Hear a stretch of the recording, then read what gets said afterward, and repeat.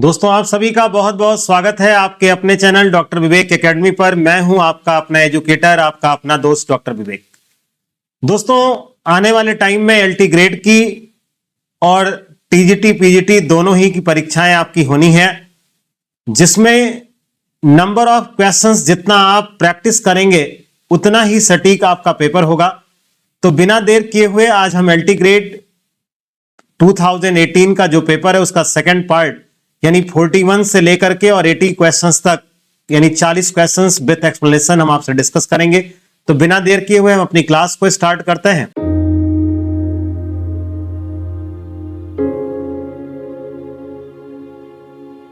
देखिए first question आज का है, the father of scientific management. देखिए इसमें चार नाम दिए, चारों के बारे में थोड़ा थोड़ा आप समझ लें।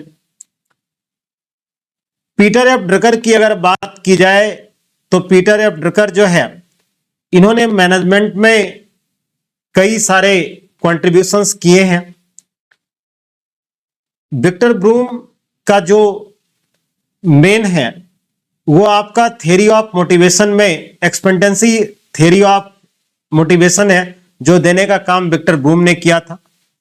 पीटर एफ ड्रकर को हम एमबीओ के यानी मैनेजमेंट बाय ऑब्जेक्टिव जो टॉपिक है उसके डेवलपर में आप जान सकते हैं, क्योंकि मैनेजमेंट बाय ऑब्जेक्टिव को देने का काम अल्फ्रेड सिलोन ने किया था, लेकिन दुनिया के सामने उसको पॉपुलर बनाने का काम पीटर एफ ड्रकर ने किया था।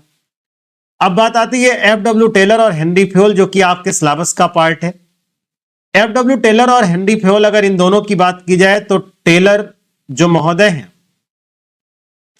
ये आपके अमेरिका वासी थे, मतलब ये अमेरिकन मैनेजमेंट में इनका नाम आता है, और फ्योल ये नाम फ्रांस का आता है, ये फ्रांस के रहने वाले थे।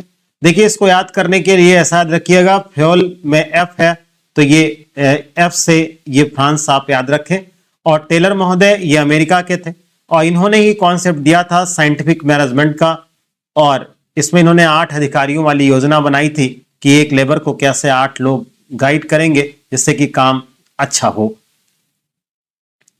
इन a sole proprietorship the proprietor's liability is. देखिए सोल प्रोप्राइटरशिप का मतलब जहां पर आप सिंगल ओनर हैं और यहां पर उसकी लायबिलिटी अनलिमिटेड होती है। कह रहा the structure of an organization in which there is separation of ownership and management. एक बात ध्यान दीजिएगा, अकाउंटिंग पॉइंट से भी और लीगल पॉइंट से भी मैनेजमेंट और ऑनर जहां दोनों अलग अलग होते हैं वो आपका कंपनी बिजनेस, यानी सी ऑप्शन आपका करेक्ट है। How many Ps are there in marketing mix. Marketing mix में 4 पीस का नाम आता है, जिसको देने का काम मैकार्थी ने किया था। हेल्से premium plan is used on. कह रहा हेल्से और रोवन ये दोनों प्रीमियम प्लान है, जो बात ये करते हैं कि अगर आप टाइम सेव करते हैं तो आपको 50% तक का आपको बोनस इसमें मिलेगा, तो यानी ये टाइम सेव्ड की बात आएगी। In an enterprise the organisation is established. कह रहा किसी भी ऑर्गेनाइजेशन में जो यानी एंटरप्राइज किसी भी संस्था में जो ऑर्गेनाइजेशन एस्टैब्लिश की जाती है वो किस लेवल पर होती है, टॉप मैनेजमेंट, मिडिल, लोअर। तो देखिए ऑर्गेनाइजेशन का एस्टैब्लिशमेंट छोटा बड़ा ये हर एक लेवल पर होता है, तो all of the above options correct होगा। Line and staff organisation is most suitable for.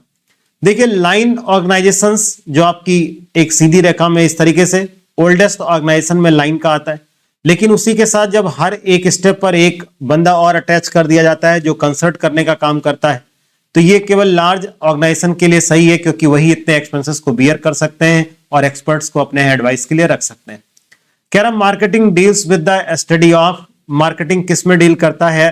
देखिए मार्केटिंग का मतलब क्या है, एक कंज्यूमर क्या चाहता है वहां से आप चलिए और फिर उसके अकॉर्डिंग चीजों को बनाइए और बनाने के बाद उसको सेल करिए, सेल सर्विस आप प्रोवाइड करिए, ये पूरा क्राइटेरिया मार्केटिंग में आता है। तो देखिए sales management, consumer satisfaction, consumer buyer behaviour, all of the above option आपका करेक्ट होगा। An organization that has developed capacity to adopt and change is described as।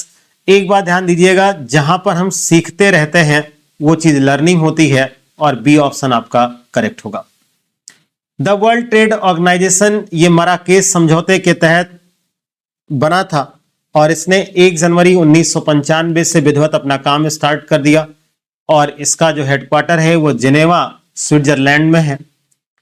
An economic environmental factor is, कह रहा है इसमें कौन सा economic environmental है।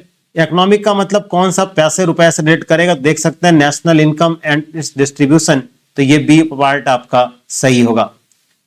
कह रहा है planning job requirement has which of the following sequence, कह रहा है प्लानिंग करनी है किसकी, जॉब रिक्वायरमेंट की। तो पहले आपके पास जॉब इंफॉर्मेशन होगा, फिर जॉब को आप डिस्क्राइब करेंगे, फिर जॉब को आप इवेलुएट करेंगे, तो ए ऑप्शन आपका करेक्ट होगा। ये एचआरएम से रिलेटेड ह्यूमन रिसोर्स मैनेजमेंट का ये क्वेश्चन है। कह रहा एज पर सेक्शन 268, ध्यान दीजिएगा सेक्शन 268 जो है 2013 का, ये प्राइवेट कंपनीज के लिए बात करता है और कह रहा है इसकी मिनिमम पेड अप कैपिटल क्या होगी, तो ये मिनिमम पेड अप कैपिटल जो है वो 10 लाख रुपीस डिसाइड की गई है। Match list 1 list 2 the select the correct answer आपसे पूछा है, इसमें आप मैचिंग करेंगे। देखिए प्लानिंग जो है ये आपका फोरकास्टिंग से आएगा, स्टाफ को आप ट्रेनिंग देते हैं, फिर आपका 2 बचता है डायरेक्टिंग और कंट्रोलिंग। डायरेक्टिंग का मतलब मोटिवेटिंग होता है और कंट्रोलिंग का सेंस इवैल्यूएटिंग से होता है, आप चेक कर लें। ए का सेकंड ऑप्शन आपसे कह रहा है, तो ए का सेकंड देखिए यहां पर ए और डी 2 में बात कर रहा है। अब पहले से तो यहां पर आप देख सकते हैं सेकंड पर फर्स्ट कह रहा है, तो ये फर्स्ट हो गया। फिर सी का फोर्थ, तो सी का फोर्थ आप देख सकते हैं। डी का थर्ड, तो डी का थर्ड, यानी ए ऑप्शन आपका करेक्ट होगा। कह रहा था element not necessary in each objective under management by objective. देखिए एमबीओ की बात अगर आप करें तो अभी आपको बताया गया कि इस कॉन्सेप्ट को देने का काम अल्फ्रेड सिलोन ने किया था, लेकिन इसको डेवलप करने का काम पीटर एफ ड्रकर का है और इसमें 3 एलिमेंट्स की बात की गई है, human relation element, time element, measurable element. तो ये 3 याद रखिएगा कि मैनेजमेंट बाय ऑब्जेक्टिव में ये तीनों एलिमेंट्स आते हैं, 3 ही है इसके, ये 3 आपको याद रखना होगा। तो इसमें नहीं होगा कॉस्ट एलिमेंट आपका। The highest form of democratic organisation, देखिए डेमोक्रेटिक का मतलब होता है जहां पर आपके विचार सम्मिलित किए जाते हैं, आपसे एडवाइस ली जाती है, आपको काम करने की स्वतंत्रता होती है, ये कमिटी ऑर्गेनाइजेशंस में होता है। Which of the following pair is correctly matched, देखिए एफ.डब्ल्यू. टेलर की अगर आप बात करें तो इनका नाम आता है, लेकिन किसमें, साइंटिफिक मैनेजमेंट। पहले आप इस तरह देख लीजिएगा, फ्योल का नाम आता है यूनिवर्सलिटी ऑफ मैनेजमेंट, ये सही है। एल्टन मेयो का जो नाम आएगा वो ह्यूमन रिलेशंस में आएगा और मैनी पार्केट फॉलेट का जो नाम आता है वो साइकोलॉजिकल अप्रोच में आता है। तो आप इसको करेक्ट आपसे पूछा है तो बी ऑप्शन आपका करेक्ट होगा। कह रहा marketing function described by Tousley, Clark and Clark, इसको इन्होंने जो मैनेजमेंट फंक्शन मार्केटिंग के फंक्शंस को डिवाइड किया था वो 3 पार्ट में डिवाइड किया था और सब टोटल मिला करके ये 8 इन्होंने फंक्शंस बताए थे। कह रहा है one of the disadvantage of sole proprietary organisation इस, कौन सा डिसएडवांटेज है, तो देखिए इसमें अनलिमिटेड लायबिलिटी होती है। इसका मतलब यह है कि अगर आपके बिजनेस के लॉस हैं या अगर आपने बिजनेस से कोई पैसा पेमेंट नहीं किया तो आपकी पर्सनल एसेट्स का यूज कर लिया जाएगा। फिर कह रहा है the branch of economics which focuses on what should be, यानी क्या होना चाहिए, ये बात आपसे करता है नॉर्मेटिव। पॉजिटिव तो केवल स्टेटमेंट की बात करता है आपसे। फिर कह रहा है find out from the following table by which law the firm is working. इसमें आप देखिएगा किस लॉ पे काम हो रहा है। 10 से 25 आप 15 बढ़े हैं, 25 से 50 आप 25 बढ़े हैं, फिर आप यहां पर 35 बढ़े हैं और इस तरीके से आप यहां 50 बढ़े हैं। आप देख सकते हैं हर बार ये आपका प्रोडक्शन बढ़ते हुए ऑर्डर में है और जब प्रोडक्शन बढ़ते हुए ऑर्डर में है तो लॉ ऑफ इंक्रीजिंग रिटर्न्स आएगा। यहां पर देखिए कह रहा है what should be price elasticity of demand by the proportionate method if, आपको ये सारे इंफॉर्मेशन दिए हैं, कैलकुलेट करना पड़ेगा। देखिए इसका फार्मूला है, ये माइनस है delta Q upon delta P into P upon Q, ये इसका इनिशियल फार्मूला है। माइनस है डेल्टा क्यू यानी चेंज इन क्वांटिटी, देखिए 20 से 25,000 हुआ, ये 5,000 आएगा। डेल्टा पी पहले 10 रुपए प्राइस थी, अब 8 रुपए यानी माइनस का 2 आएगा। पहले प्राइस यानी ओरिजिनल प्राइस और ओरिजिनल क्वांटिटी, ये 10 और ये 20,000। 3 जीरो और 3 जीरो आप ये कैंसिल कर दें, 10 को 5 से मल्टीप्लाई करेंगे ये 50 आएगा, 20 को 2 से आप करेंगे ये 40, 0 0 कट गया, 5/4 है तो 1.20 आएगा, यही आपसे पूछा था, तो ये 1.2 आपका हो जाएगा। कह रहा which among the following is not an economic problem, कह रहा इसमें से कौन सा इकोनॉमिक प्रॉब्लम नहीं है। देखिए unlimited wants, choice between wants, limited resource, ये 3 ए बी और डी ये आपके इकोनॉमिक प्रॉब्लम है, लेकिन सोशल इनजस्टिस ये इकोनॉमिक प्रॉब्लम में नहीं आता। कह रहा लिबरलाइजेशन मींस, लिबरल का होने का मतलब क्या है, ये आपसे कह रहा है, तो कह रहा रिड्यूसिंग नंबर ऑफ इंडस्ट्रीज, ये नहीं हो सकता। रिड्यूसिंग कॉम्पिटिशन, ये भी नहीं है। फ्री डिटर्मिनेशन ऑफ इंटरेस्ट, ये भी नहीं। रिलैक्सिंग कंट्रोल मैकेनिज्म, ये लिबरल का मीनिंग है। कह रहा the inverse relationship between variations in the price and quantity demanded is not due to, कह रहा है प्राइस और क्वांटिटी डिमांडेड में इनवर्स रिलेशनशिप है, लॉ ऑफ डिमांड में आपने पढ़ा है, तो ये फ्यूचर एक्सपेक्टेशंस के नाते होता है, law of diminishing marginal utility, substitution effect, इन 3 के नाते तो होता ही होता है। कह रहा किसके नाते नहीं होता, तो आपका बी ऑप्शन आपका करेक्ट होगा। Long run cost curve are known as, देखिए long run short cost curve को हम लोग 2 नाम से जानते हैं, इसे एक प्लानिंग कर्व के नाम से जानते हैं और एक इन्वेलप कर्व के नाम से जानते हैं। तो खैर प्लानिंग आपको दिया है, इन्वेलप दिया होता तो भी आपका यानी लिफाफा वक्र हम लोग हिंदी में कहते हैं इसको। कह रहा which of the following is called Gossen first law, Gossen का first law, second law, third law, तीनों ही हमने फुल वीडियो में कवर किए हैं। अगर आपने नहीं देखा है तो एक बार जरूर देखें, आपका कॉन्सेप्ट पूरी तरीके अच्छे से क्लियर हो जाएगा। तो ये law of diminishing marginal utility में इनका नाम आएगा।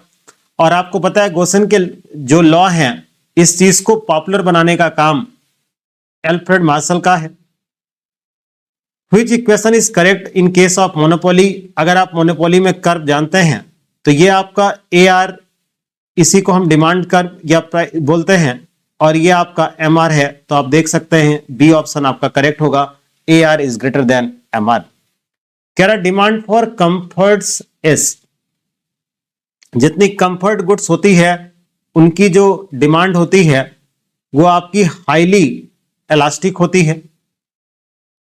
Malthus theory of population is based on, देखिए अगर आप माल्थस की पूरी थ्योरी पढ़ेंगे तो इन्होंने बताया था कि जनसंख्या जो है वो ज्यामितीय रूप से बढ़ती है, जबकि जो खाद्यान्न है वो आपके अर्थमेटिक यानी अर्थमेटिकली बढ़ती है।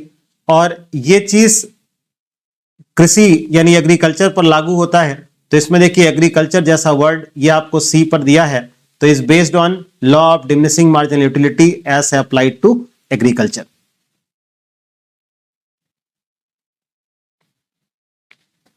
कह रहा in perfect competition the demand curve of a firm, आपको ध्यान होगा परफेक्ट कंपटीशन में डिमांड कर्व ये इस तरीके से है, जहां पर AR equal MR equal D equal price, ये सारी चीजें इक्वल होती हैं।